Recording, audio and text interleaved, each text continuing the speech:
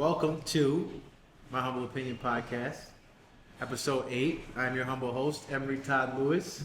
I want to give a quick shout out to the first-time listeners, last-time listeners, first, second, third, fourth, fifth time, sixth, seventh, eighth-time listeners. Thank you for supporting me on this journey. It's been fun so far. Really happy with the progress that the podcast has been making and all the feedback I'm getting from listeners. So I appreciate it. I want to give a quick shout out to my sister, who I'm very proud of. You know why? I love you. Keep going. So this is a special episode. I have two guests with me today. My first guest ever. To my right is Jeffrey Anderson. Some of you know him as Jeff the Ref. He's famous. Well, this podcast will make him famous, but he's semi-famous right now. Thank you very much. And then to Jeff's right is Dave Krasicki, one of my good friends. Jeff is, as I call him, my pseudo-father, and Dave is one of my best friends. I consider a brother. So this episode, I decided to bring these guys together to discuss fatherhood, which for the three of us has had a big impact on our lives, to say the least. So I kind of want to get into it and ask both of you what.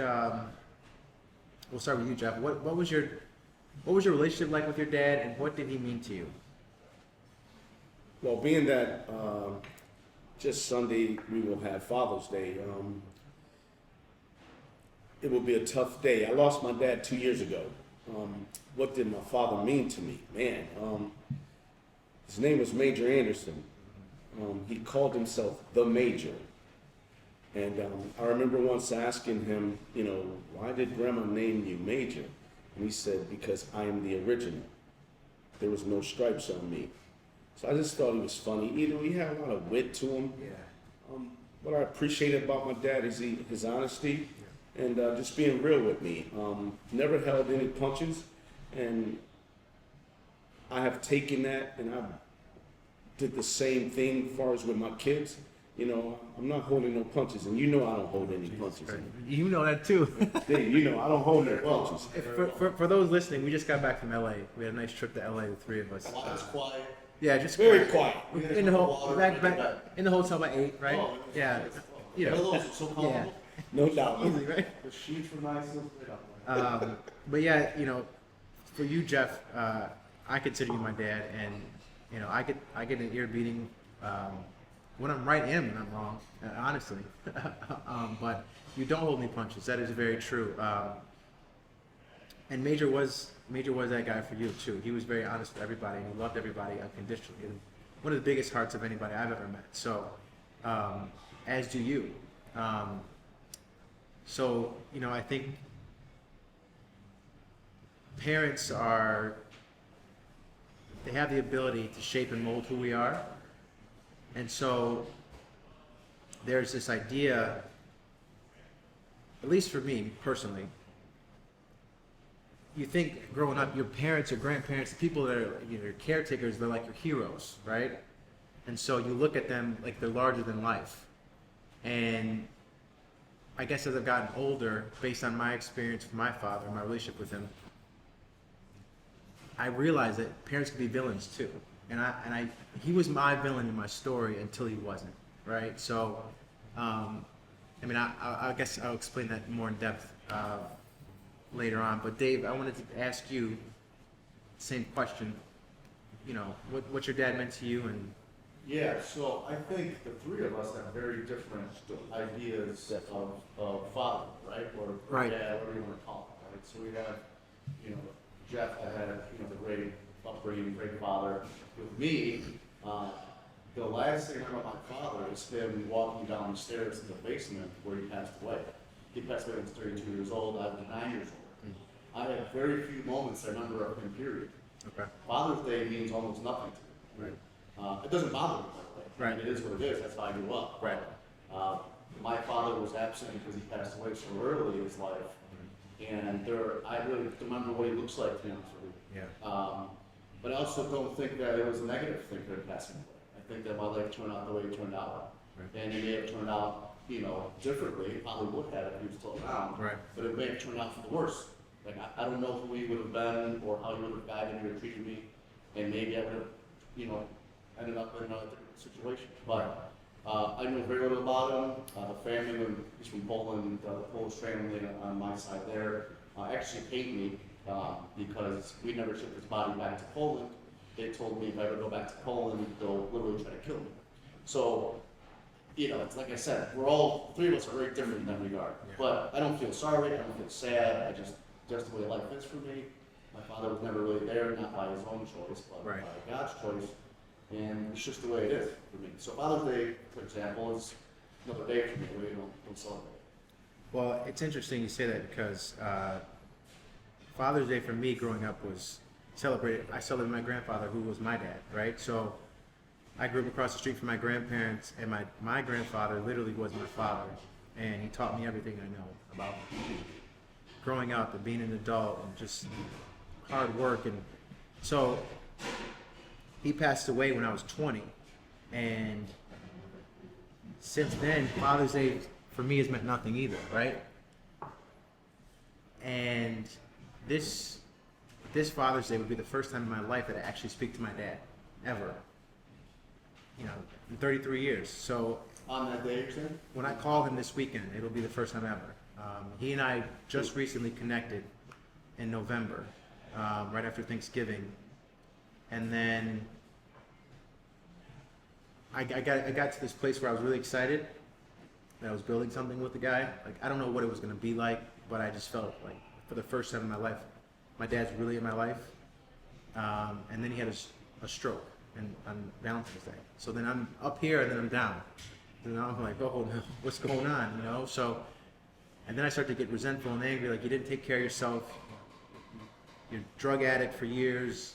You weren't around. You caused so much pain and hurt. And those feelings of anger and resentment started to bubble up again when I thought I had gotten rid of them. At least kind of addressed them and healed from them. So, him not being there was a blessing and a curse because, like you said, if he hadn't been in my life in the place that he was in for the majority of his life, I probably would have turned out differently. All the chaos, all of the negative exposure to the drugs and the addiction and stuff would have probably affected me in ways that I would have led me down the same path almost.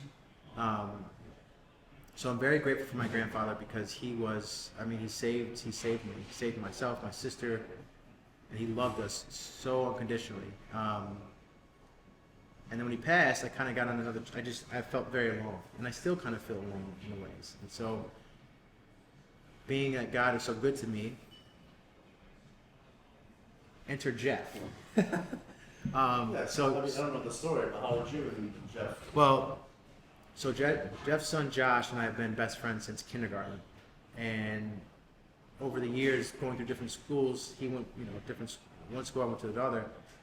Josh and I lost touch, but we kind of still were in the same space because we played sports against each other for so long. Yeah, so we knew, what I mean. It wasn't like every day, but I see him after games, during games. Yeah. That's all right too, man. Kickball. Yeah. No, football. So,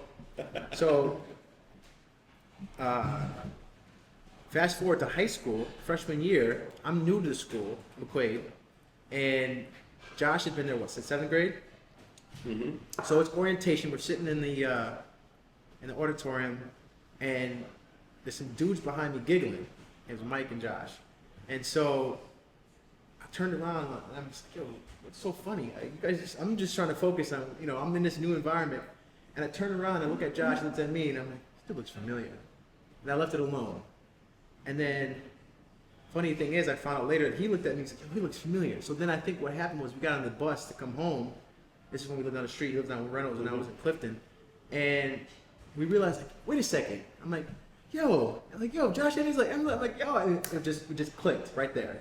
So our friendship, we kindled our friendship and our bond, and that's my brother. Like, I'd do anything for him. So all throughout college, I think, over the years, during those college years, and it was my grandfather passed away. I think it was 2008. So I was going into Thank you. I was going into my junior year of college. It was a summer going into that year. And towards the end of college, my relationship with Jeff started to get closer and closer and closer.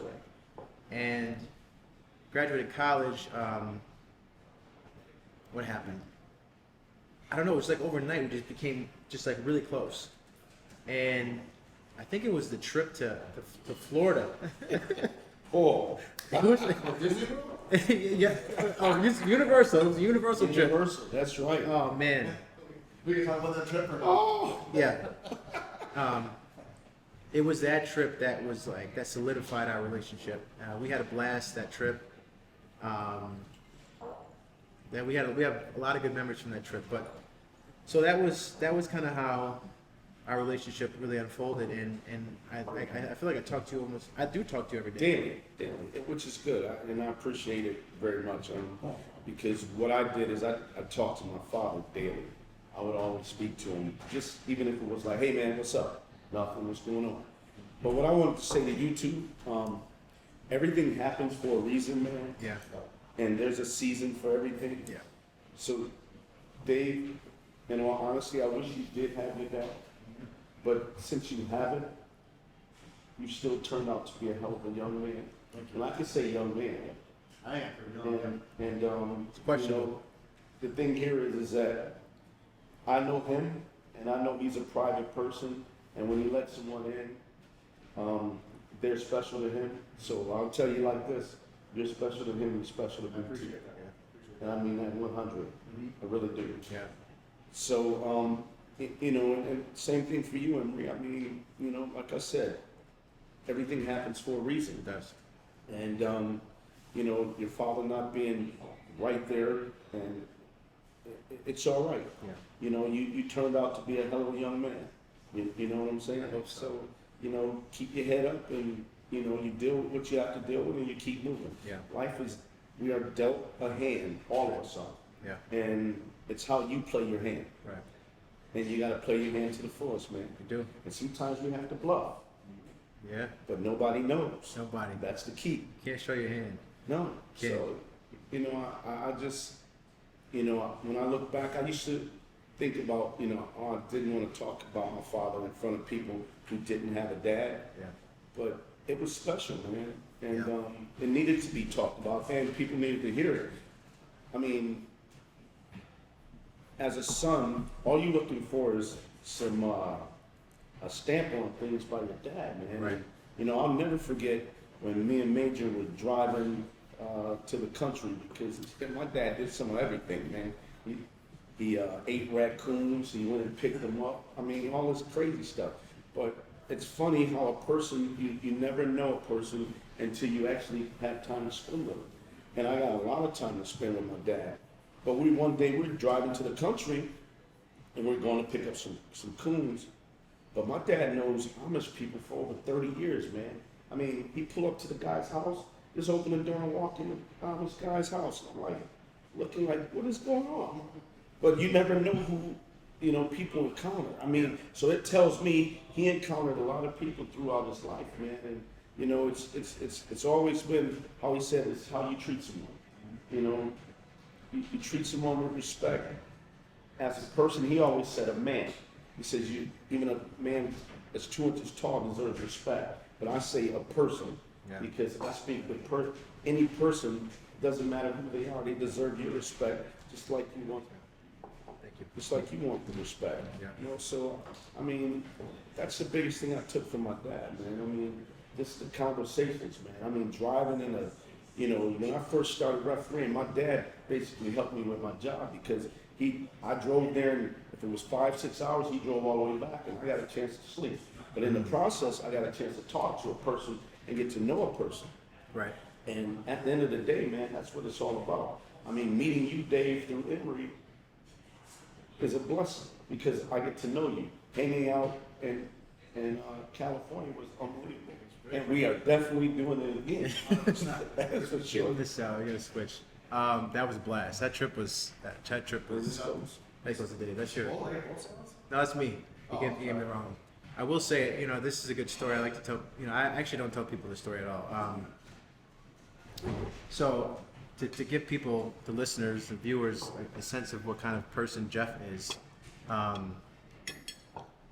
it was the trip. When we got back from Orlando that summer, I was dead broke, and I had no car, and I was just like, I was making ends meet.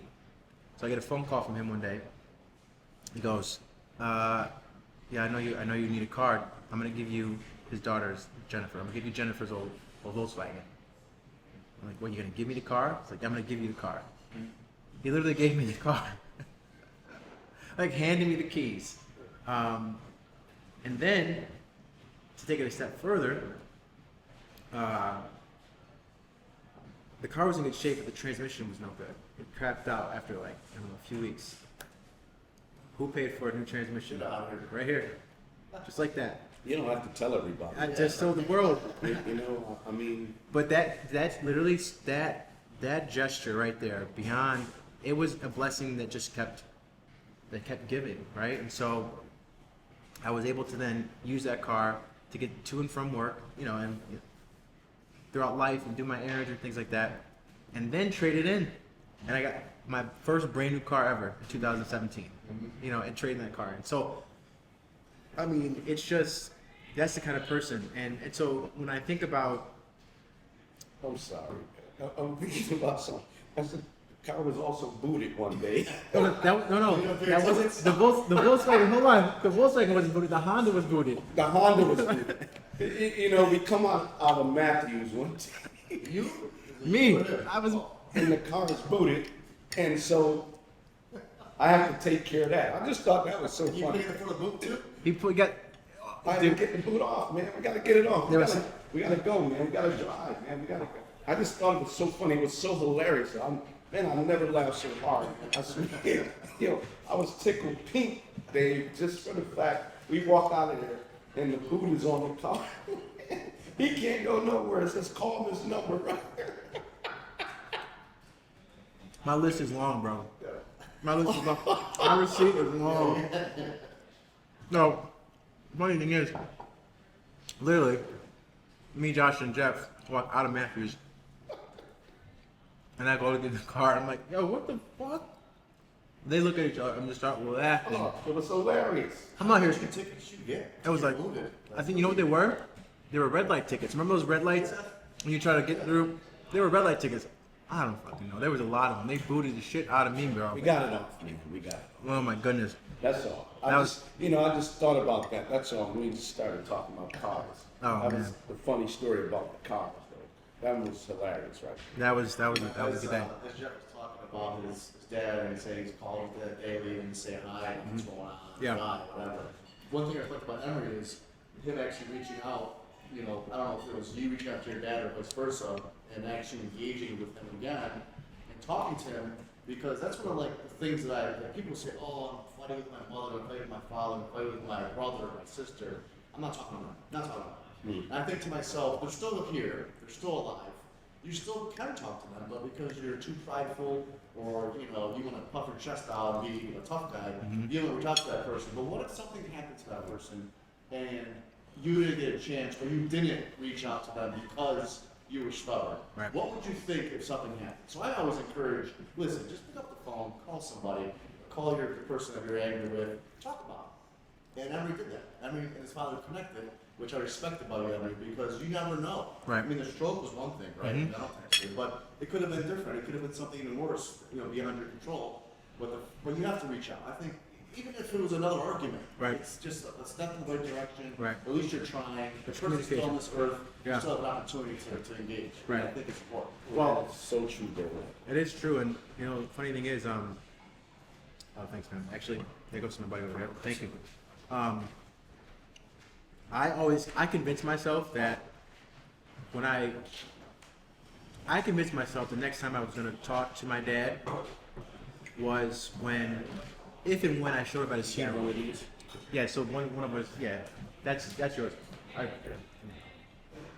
You sure this is the one that you had? Remember the last time what was it at Mr. Childs? Or Mr. Childs, you ate your your order? Oh no, that wasn't. Was it Mr. Was it Mr. Right, Charles? yes, it was.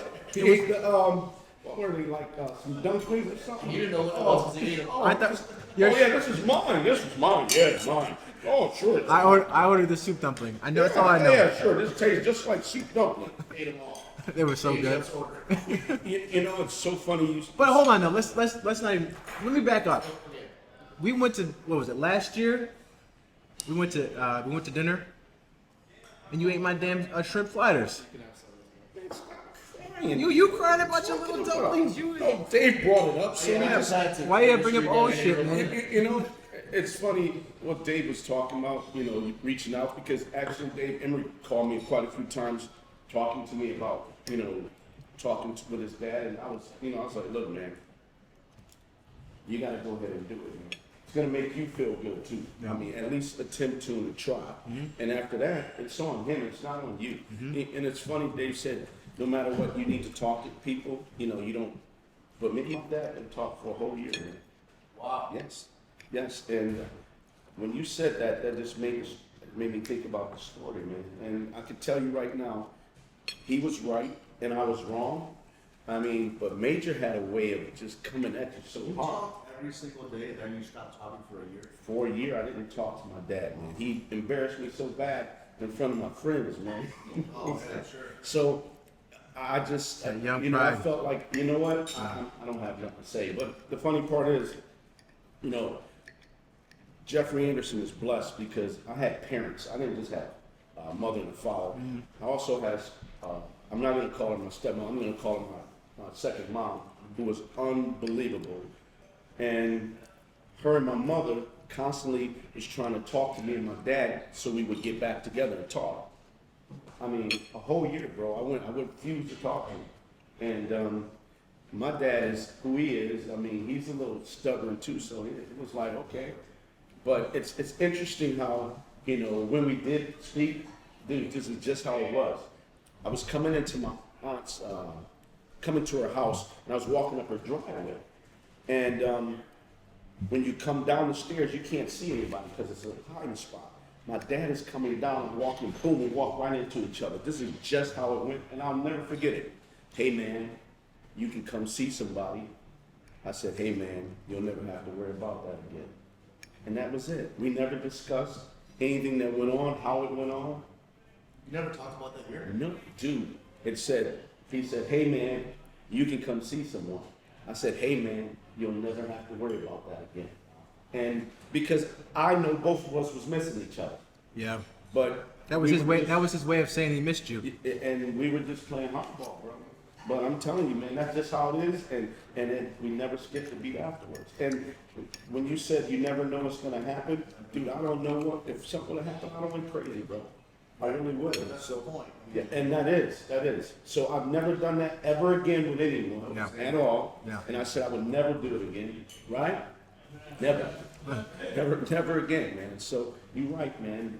If something You care happens, about someone. You care about someone. Yeah. something You happens, swallow it, you're gonna be mad for a little bit. let's talk about Yeah, it. Have a conversation, man. It can't hurt. No. Well, you know, it's funny because so growing up, It's the best thing going I was so angry at my dad.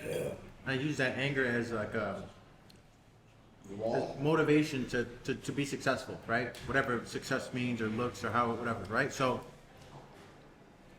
what I realized, and one of the reasons why I reached out to him recently, what I realized was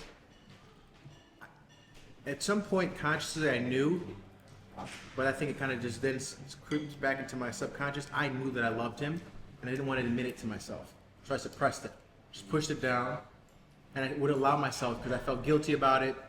I felt shame that I loved him. Didn't, you know? I mean, if I'm being honest, my dad was not the best guy. He was a bad dude. And so I tried to separate myself so far away from who he was, or what I knew of him. And I said, you know, if the more successful I become, the further I get away from him. And so I just got to a point where I'm like, you know what? I really do love him though. I don't even know why, but I think it's because he's my other half. So I can't deny that. I never can deny that. He's always gonna be my other half. So when I did reach out to him, and then we started talking and things, and then I got hit with that, with him having that stroke.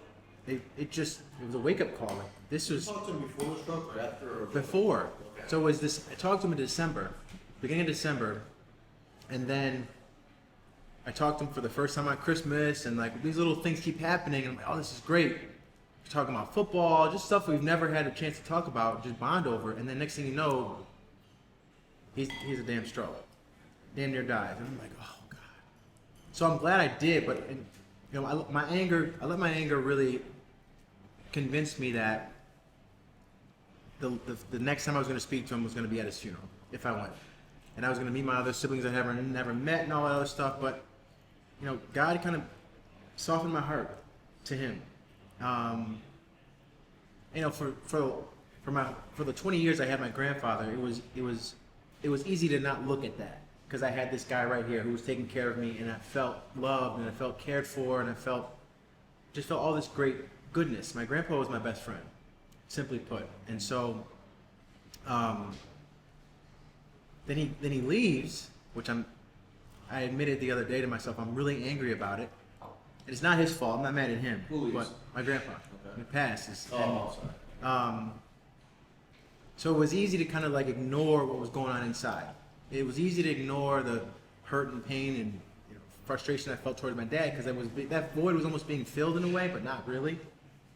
And then he just leaves suddenly, and I'm like, I'm on the cusp of like getting to I'm 20 years old. You know what I mean? I'm just starting to really come out into the world, and he's gone.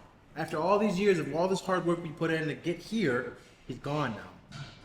And so, from my 20s to my 30s was a tough decade, and a lot of emotionally. And so, I'm 33 now, and I'm in a different place. And there was a point where I started to try to learn about addiction because I wanted to show a little empathy towards my dad. I thought that maybe if I knew a little more about addiction, I could move towards him. Mm-hmm. And I did learn, and it's a disease.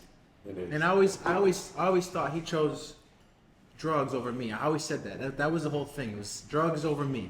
But I started to learn more about addiction. It's not that simple. It's not that black and white. So, it's just, it's important too. My family dynamic growing up really allowed us to be emotional, like show emotion. So there wasn't this idea like, well, you're a man, you can't cry, right?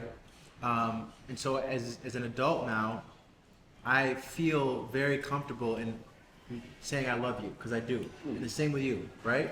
You're somebody that's in my inner circle, outside of, and obviously we met at work, but like it was like instantly we became friends, like not just surface level, but like, yo, this is my guy, I'll do anything for him, right?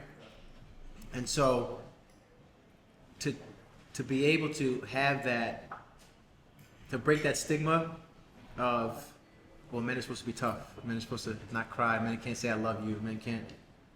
Well, that's the same reason that Jeff didn't talk to his dad for a year. It's the same reason you probably didn't reach out to your dad for Yeah. that long. Yeah. It's the same reason that, I'm acting tough, quote unquote, because, he wasn't around. And I say I don't care, I really do, but Right. I'm also a man myself, so it's like your ego comes into play and your manhood comes into play too. But Right. yeah, a lot of times I think it's just nature's way of protecting yourself. You know what I mean? Right. And it's not always right. I mean, our feelings are our feelings, but at the end of the day, there's better ways to go around things. Right. Sometimes, like talking to your dad before the year ended, or seeing him on the stairway there, or calling your dad before he reached out to you, Right. and all that. So it's just we're men, and that's the bottom line. And we're trying to be tough, and we're supposed to be hunters and gatherers, right? And tough and tough and tough. But in reality, it's okay to be vulnerable. It's okay to care about someone. It's okay to love your father, regardless of what's happening. And I think that's a big point. Well, for sure. I know I'm an emotional person. Always have been. Even as I think about growing up as a kid.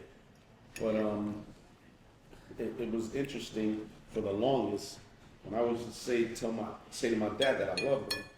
It was hard for him to say it. But as he got older, it became so much easier for him to just before I would get it out, he would just say, "Hey man, I love you," you know. And Yeah. I was talking about the story when we were heading to go pick up the raccoons, and I got sidetracked. But I'm telling you, the biggest thing that ever happened for me is, you know, you're always looking for that stamp by your dad. We were driving in the car, and he just reached over, Dave, and patted me on my leg, and he said, "I'm very proud of you." And at the end of the day, oh, dude, at the end of the day, that's the melting pot. That just Yeah. make you just, you know, go another way, man. I mean, that's all you want to hear. And I think the opposite was true too. You tell him that you love him by the same thing. And I've always told him that I was proud to be his son. Yeah. Because that's what I was. Yeah. I was proud to be his son. He was proud of me, but I was proud to be his son. Right. I mean, the things he taught me, I mean, he gave me life tools. I got a tool belt, man, and it's big, bro. And I know how to handle situations, but it's because of Major Anderson. Right. You know, I remember once somebody said to me, "Oh, you're afraid of your dad." I was never afraid of my dad. I respected him so much that I didn't want to disappoint him. So I always looked at trying to do the best I possibly could because I just didn't want to disappoint that guy. Right. And so when he said what he said to me, right then I knew I had did enough to make him feel a certain way about me. And at the end of the day, that was it, man. You know, I love the fact, you know, we'd just be sitting, and I love the stories, man. See, these old men got a ton of stories. Oh my man. God. I don't know if we want to call them lies or whatever, but the stories start stretching, and they get long. They embellish them. They You know what I'm embellish saying? them. Yeah. So they get long-winded. But my dad and all his friends, I used to go sit in the car with these dudes, man, just to hear these crazy stories. And I swear the story got just far-fetched every time you heard it. But man, They got a shark and they got Terry. oh my goodness, dude.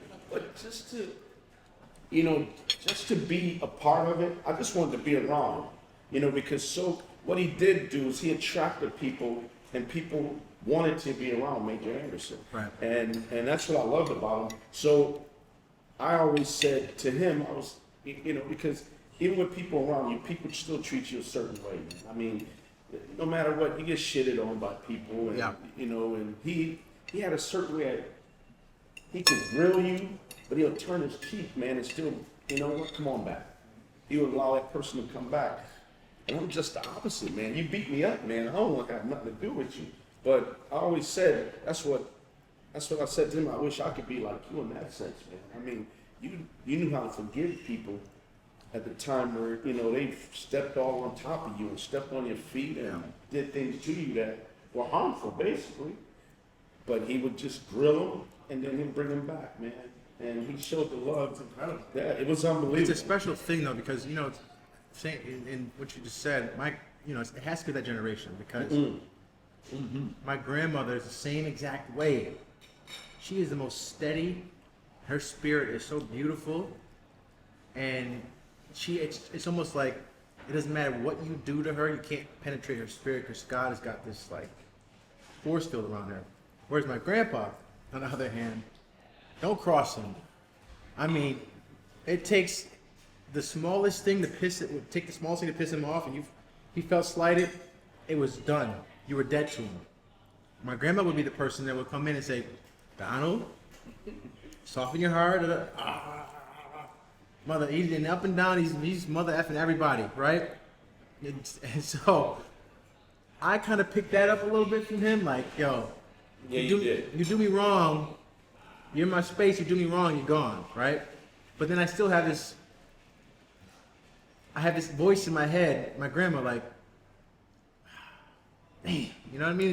Because she's kindness. yeah, but she's right. She's right. That's the thing. That's it. She's fucking right. That's the problem. Like, it's so crazy to me. She's right, and her thing. And I said this in the last pod. Her thing is always do what you know God expects of you. That's it.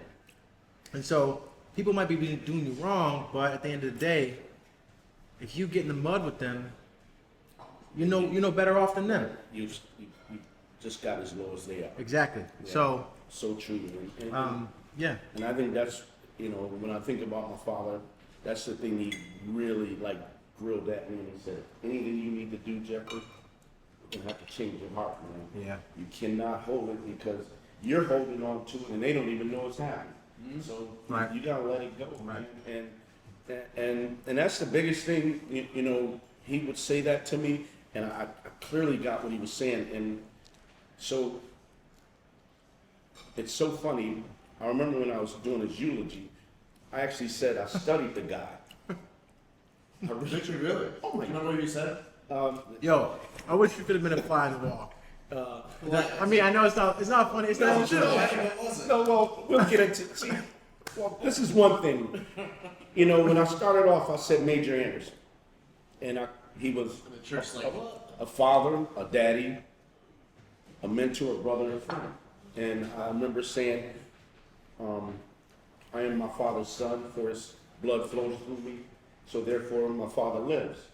But what he's talking about is, How's he clowning eulogy? I can't. I know it's fucked up, right? you know what? I'm It was, fucked up. but it was good because we were together and he hit it in front of a bunch of people like he normally does, and everybody started When you said out loud? afterwards. Afterwards. We're at the together. house. We're at the house Yeah, in the we basement. together, and he comes down and he just, you know, he's the dramatics, man. Then he just hit a flare, man, and he made everybody laugh, man. Dude, I was on the floor. Hilarious. All right, but what was it? So what's the setup? 'Cause let's talk about I say a poem, Yes, it's a poem. And, Yo, this shit. and the poem is pretty good, and it's called. Did you say so yourself? Yeah, no, seriously. I mean, it captivates people. Seriously, because some At people least don't. you, at least No. Some I was Oh captivated. no, honestly, he's joking, but see, some people don't even think I have it in me. So when they see it, they're like, oh. Yeah. So It's it's, like an NCAA Shakespeare. hey, bro. There it is. You know what? Final Four Shakespeare right here. Hey, listen, You said Final Four next time? Final Four. Final Four Shakespeare. Final Four Shakespeare. What are you telling me? Well, see, that's just how it is. Yeah. And the dude was hard, bro. Okay, so what do you want? Let's hear it. Yeah, Let's hear the dude. poem. Come on. I mean, this guy. Do you remember it? It wasn't even a poem. It was a delivery. It's spy art. It was. Did he say the poem? But you can't. He's got to be in the moment, bro. He was. like for. He was animated. Alright. Said yeah. Like he was reaching up to the sky. Like he was screaming at death. Like grabbing up. Yo, this shit was so fucking funny. Yo, I'm sorry. I know it's not like it's not a time to laugh. Like Major's no longer with us, right? But this guy, he like got the whole. He was dancing around. It was Did you crazy. stop your foot? How many times you stop your foot? Bro, he was reaching up to the sky. It was just so nuts. I'm like, yo, what? Where's Jeff? Anybody see Jeff? It's like, who is this guy up here? That's the Holy Ghost right there. That's a part of me people don't know nothing about. Yo, it was crazy. Alright, so afterwards. So all his ref buddies are here. They came in to support him. That was unbelievable. That was beautiful. A lot of guys came in from out of town to all support him. over, all over. So there was one buddy who's a funny guy. This guy's like, I think he's an narcoleptic. Like he was sitting there drinking a martini. He's like, hey, Jeffrey! He like dropped his head. He's completely asleep. Like completely asleep. Like no, sleeping. That was the A train. Yeah, baby. he- Antonio I'm Petty, swearing- baby. The A train. Yo, he's like joking around. And next minute, I swear it's drooling. Just knock the fuck out. It was so. All of us are down in the basement, and I see this guy, Jeffrey, and he's like out. So I'm like, you know what? I just screamed out, and I said, "Damn!" I like reached up to the sky. He's like, "Ah, Jeffrey!" And he's just out. Just went to sleep. Yeah, I can't make this shit up. I'm not even kidding you. This is exactly how it went. Oh, that was hilarious. It was It made it Joking about a funeral. no, it made the day good, Dave. I'm telling you, man. Really? It made the day good. Yes, it We did. laughed very hard that night. But that's how Major would have wanted it, honestly. Oh, jeez. That's how Major would have Yeah, wanted my funeral, fireball, and strippers if you can get it. Yeah. it. Are you sure? Yeah. From the barrel? I'll leave money for it. At the barrel. Okay. Well, let's get this straight. Where do you want that? In the Catholic Church? At the barrel. At the barrel. At the barrel. Oh, okay, all right. Well, then I listen. want Diamond to do a eulogy. We're off topic. Oh, Yeah, we're way off topic. But you know what? That's all right, though, man. We'll make it happen, all right? Anything you want. I'm not sure your mom's going to agree with that, but Should be fine. you think so? Yeah. Okay, fair enough. She likes fireball. I don't like fireball. Hey, and Todd, why don't we do a shout out to Good Luck, man? Good job. Yeah. Good luck. Thank you guys so much. If you guys have never been to Good Luck, place is great. It's a beautiful restaurant. Gabby, Eric.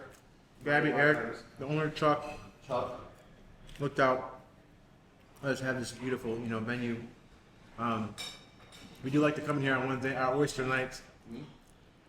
Last oyster night was with Bam. No. Who?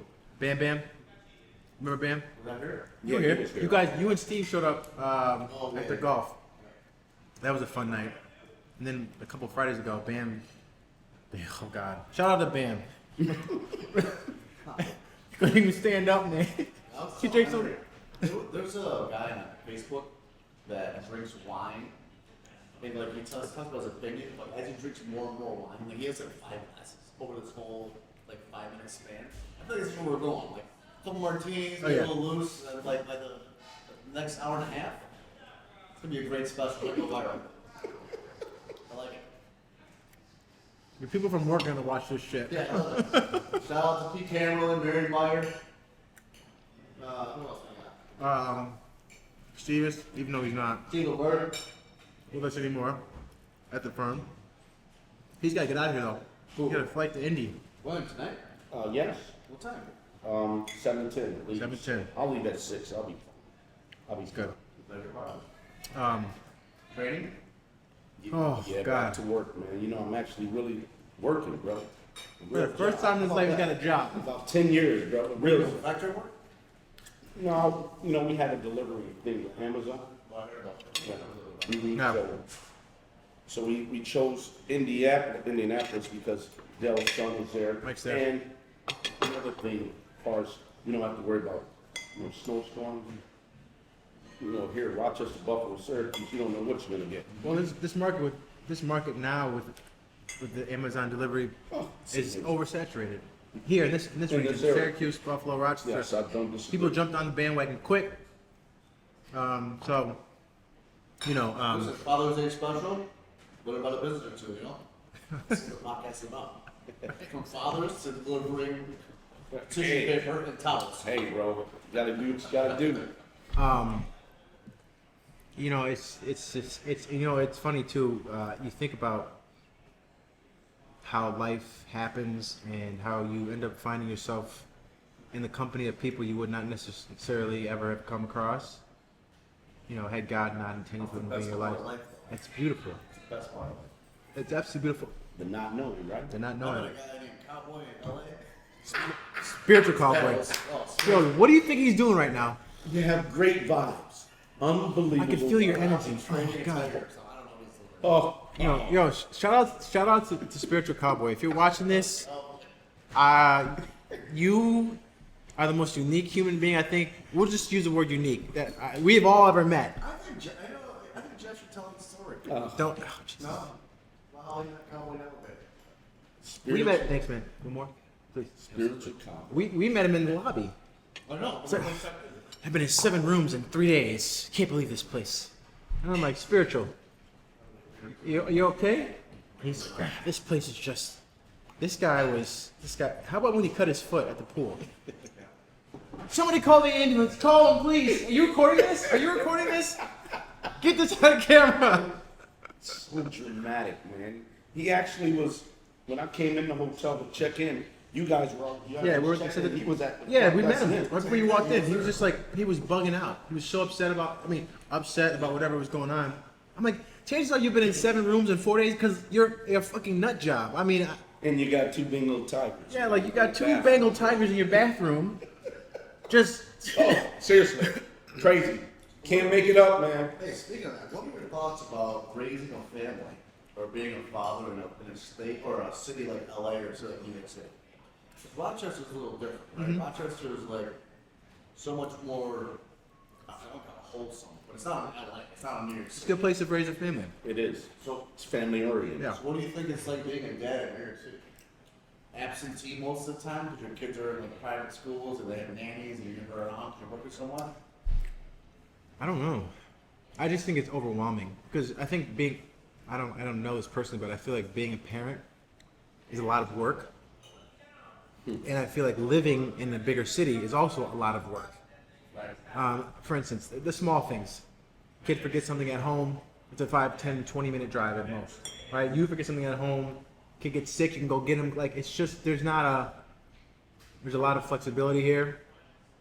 There's a lot of mobility here. Whereas New York and LA, it's just like everything is a hassle. Everything's crunched too, man. I mean, time-wise, it can take you an hour to get there, then an hour and a half to get back. You just spend 2.5 hours in a car just to go drop off a hat, right?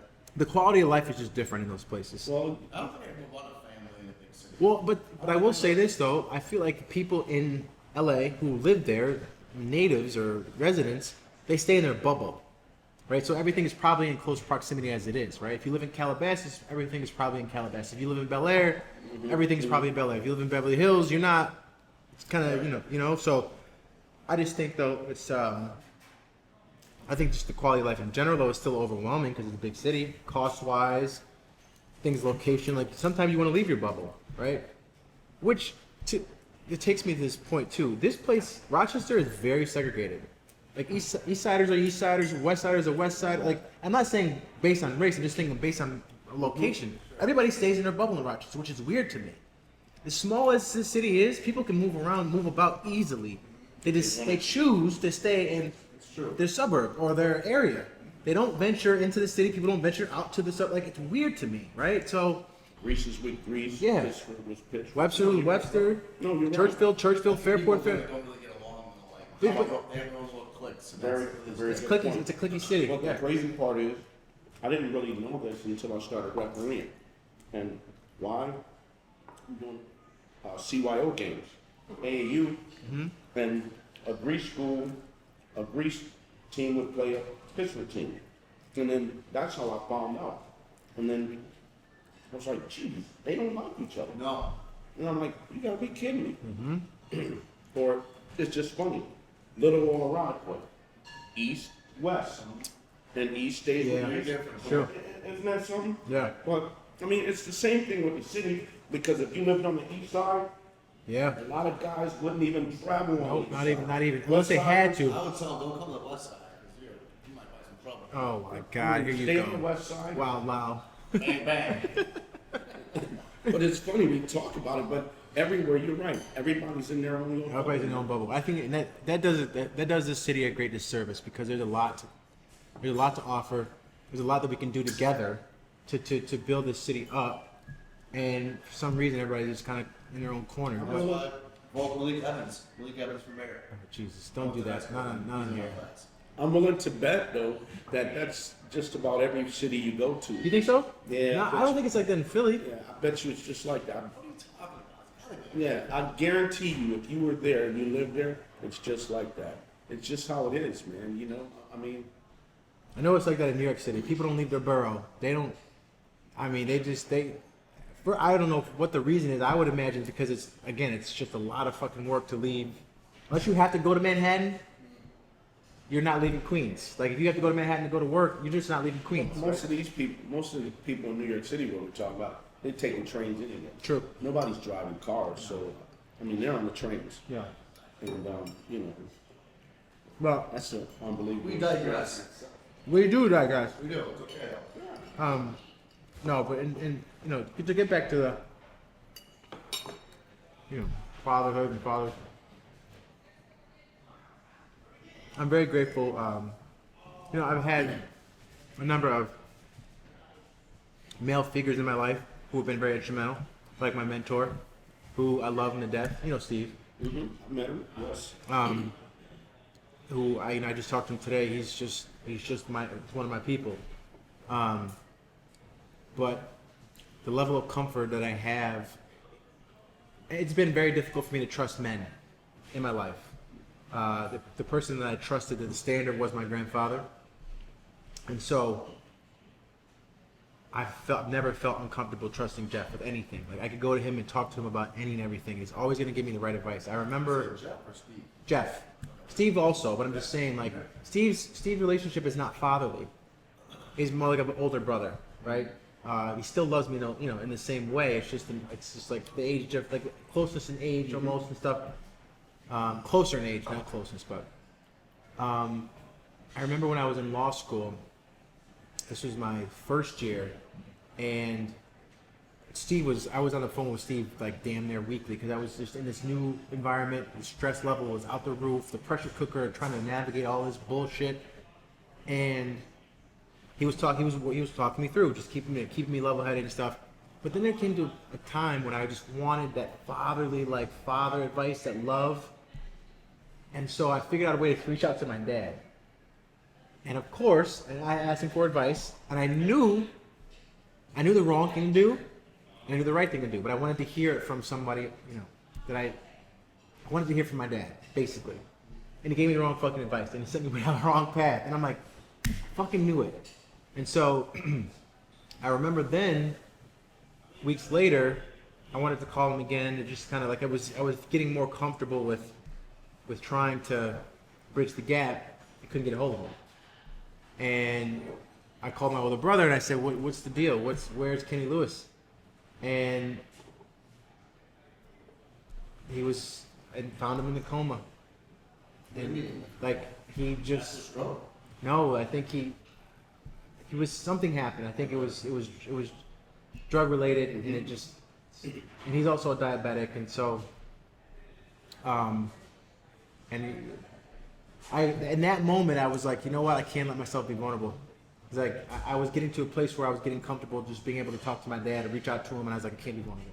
So I just shut it off. Keep pushing them out, in my opinion. You gotta keep pushing. Yeah, I was gonna say, I would say to, I want to ask Dave something, but I would say to you, it's all right to be vulnerable. I mean, To him, though? everything is. It's all right to be wrong as well. Right, because understand this, everything you do is experience. Yeah, that was an experience for sure. Everything we do is an experience. And when we do something wrong, it's still experience. Right. And you learn from it. Right. And then you know how to navigate the next time, which is all right, man. Right. I mean, and that's how we learn. That's how we learn, Right. truly. By making mistakes, too. Right. I mean, Failure is life's greatest lesson. well, failure is the best one because everybody want to be successful. Yep. But success and failure go hand in You hand. can't have one out with the other. No. And if we understand that as people, then we will give ourselves a better chance to be successful. Right. Because we will understand that we will have some failures, we have some trip-ups, some obstacles. Yeah. And you will learn how to maneuver through those obstacles and continue to move. What I wanted to ask you that, Dave, did you have, since you lost your father at such a young age, did you have anybody step in as somebody who made you feel good and, My mother.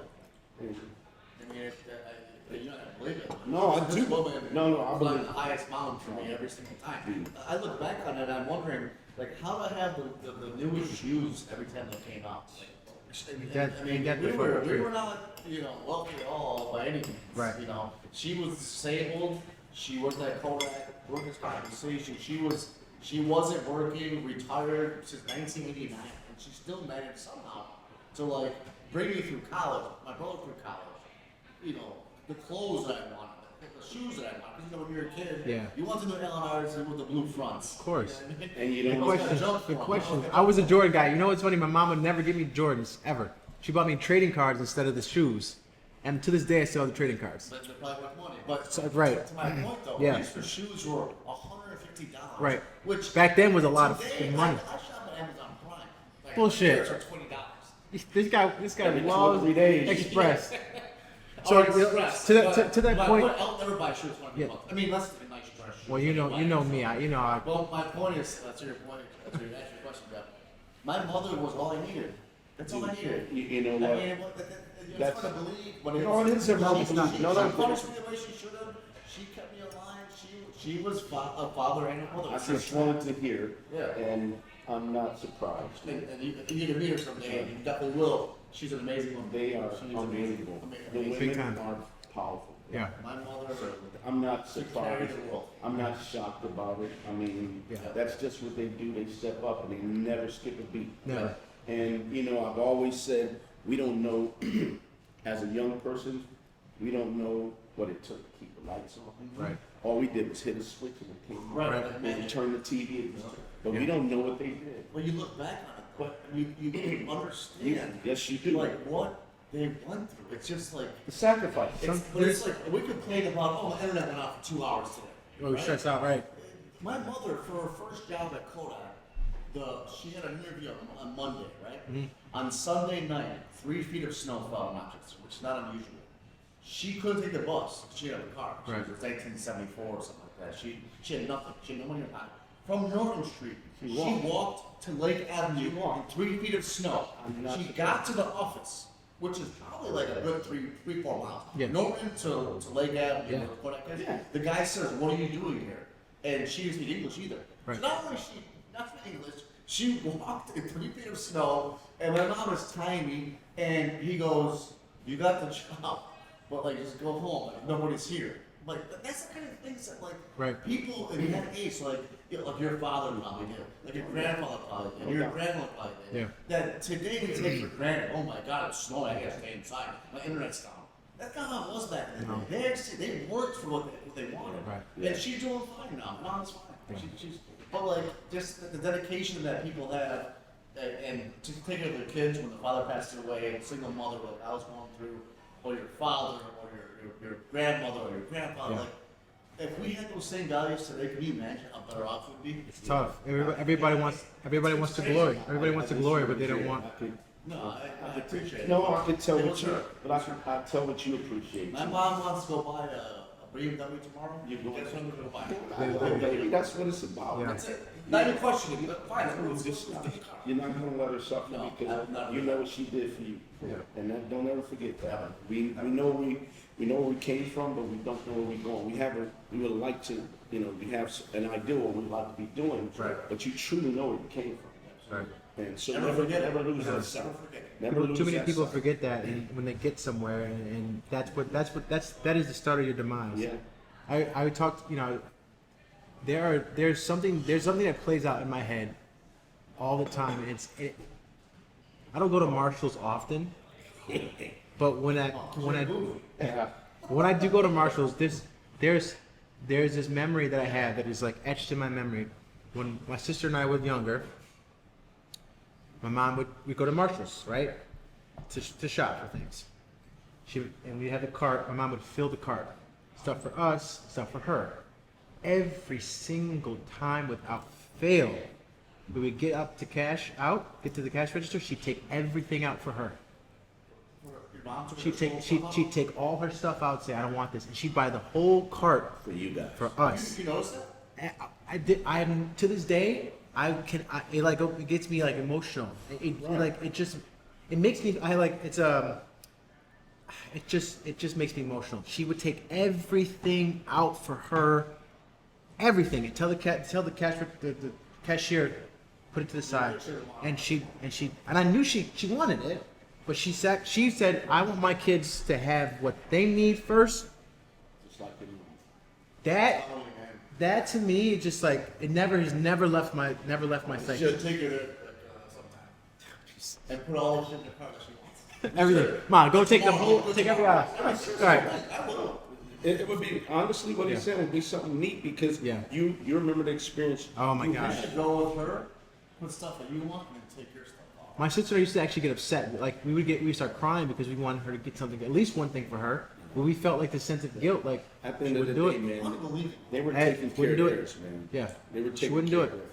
She wouldn't do it. And I just wanted to hear that, man. That just makes me No, I appreciate feel it. so good, man. I mean, that's what it's I'm about. not a bullshit. I'll tell you right where it is. Yeah. That's where it was. Well, it's You can't appreciate somebody, whether it's my mom, whether it's you, or you guys are like my best friends as well. Like I appreciate both of you so much. Yeah. If you can't acknowledge that you're like lucky enough to be in someone's presence, Yeah. whether it's a friend or whether it's your mother or your father, like there's something a little bit deeper inside you as a talk. something's wrong with you. Yeah. Well, Bro, and- could be You too. know, I mean, we better appreciate what we have, man, and surround We are yourself. lucky though.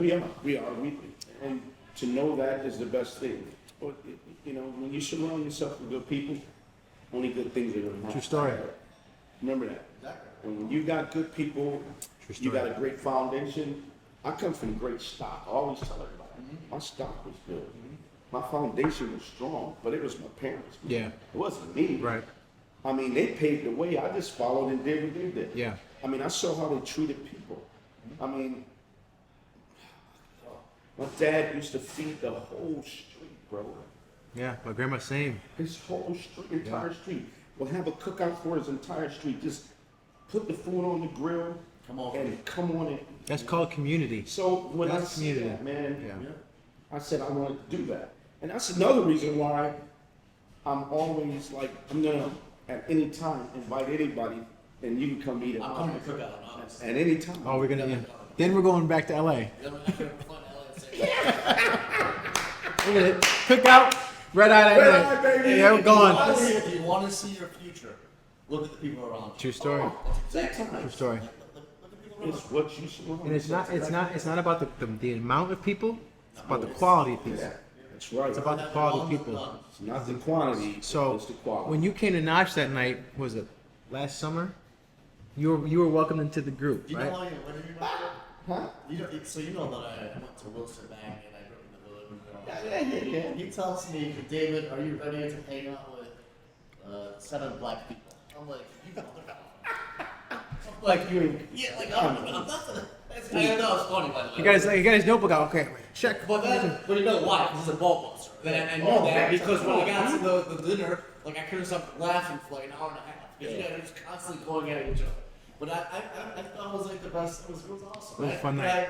To your point earlier, I appreciate Emery inviting me anyway into your circle. I mean, I know what it's like to bring somebody outside that Right. you don't know. And it's like, But we welcome you with open Oh, arms, it was right, amazing. baby? Oh, it was great. Hey, with open arms, we it welcome was you. great. And that's what it's all about. That night was something I'll never forget. But, That was a fun great night. That was a fun night. You know, this was fun overall. Yeah. Really.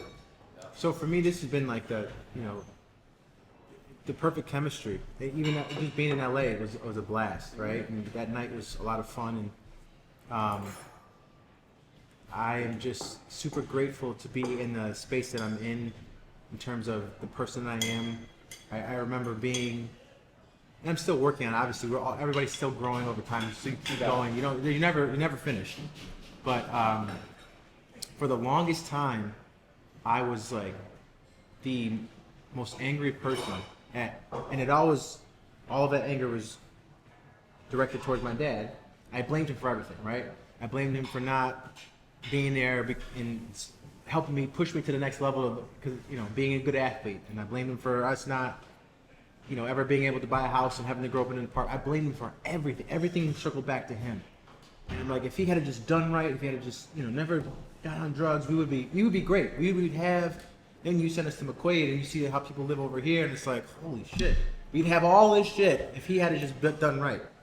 And so I got to a place in my life where I was like, my anger, my frustration, my resentment was costing me more That's right. than anything. It was costing me.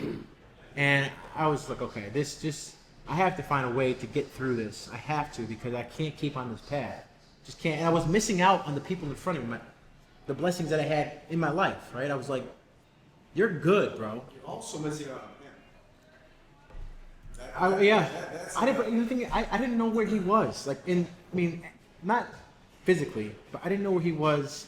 So I met him for the first time when I was 16, randomly.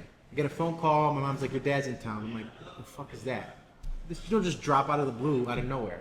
That turned into like a 4 or 5 hour session of him sitting there talking to me, and I'm just crying. I didn't say a word the whole time. I was so overcome with emotion.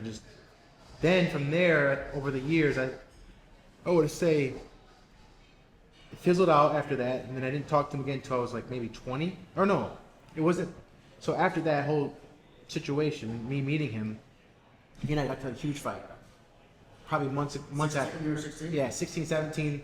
I'm mother effing him. He's mother effing me. It was just combustible. You could see it, and it was over. So then I fast forward to 20. Try to make it work. Doesn't gonna happen. So it's been on and off, and it was like it just wasn't clicking. Until recently. So I'm proud of you for reaching out to him. I'm proud of you for engaging contact. Like, you're doing the right thing. yeah. So And I hope your Father's Day is beneficial to both of you. yeah, I hope so. But what are your plans, by the way, for that? I'm probably gonna play golf. Well, he's in Texas, right? Yeah, I'll give him a shout. You each FaceTime him or something. I'll give him a shout. It'd be nice though. Just nice to hear his voice. Talk with him. I try to call him once a week, every other week. I think you should follow Jeff's advice. Maybe call a little more often. It's Chances are I'll be hanging out with you though if you're home. It's all right, brother. You know you're always welcome. But as I've said to you numerous amount of times, man, take it off your plate, man. Take it off your chest. Put it in his hands, man. Yeah. And it's all on him. It ain't on you after that. Right. And after that, whatever happens, happens. Yeah. You know, and be able to just move on. Yeah. So, But Listen. I'm gonna say to you guys, I'm gonna have to take off. Oh, baby, funny. I appreciate you guys very much. he's flying private. He's flying private too. This is Give us good side. unbelievable. It really was. We gotta do it again. Just, we definitely will. I hope Emery will invite us back home again. We should do that. We should do that. I tell you, I really appreciate being a part of this with both of you guys, man. All the love to both of you. Yeah. I mean that. You're two good young men, and whatever y'all want to do, y'all can do it. I tell you right now, Well, I think the sky's the limit. this is a good time to wrap up, though. I think we've. Let me say one more closing thought, and then you can close, Chris. You're the closer.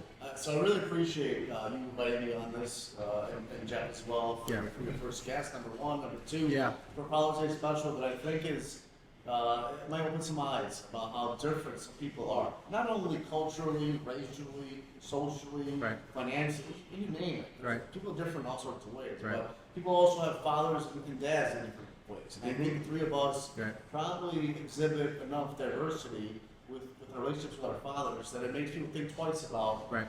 taking things for granted. Correct. And I appreciate you having me here, having Jeff here. I love both of you. Yeah. And I think.